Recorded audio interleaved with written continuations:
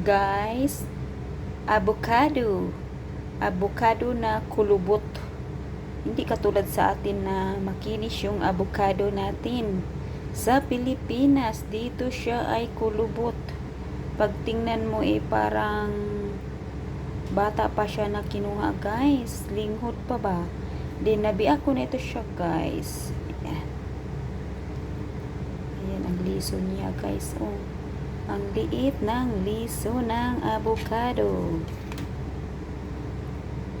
Ayan. Makakain tayo ng avocado, guys. Yummy, yummy. Ang avocado. Guys, o diba? Ka-cute. Ang cute niya, parang eyeball. Parang ano sa mata natin kalaki. Maliit lang siya.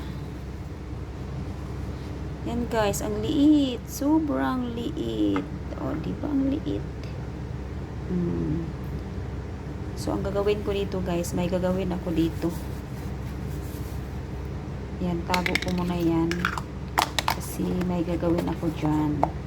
So, let's eat sa ating avocado.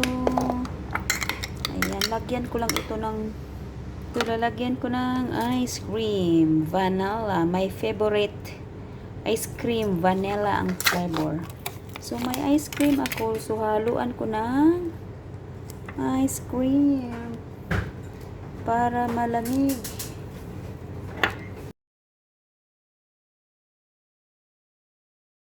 Yan guys. Kain na tayo ng avocado with ice cream.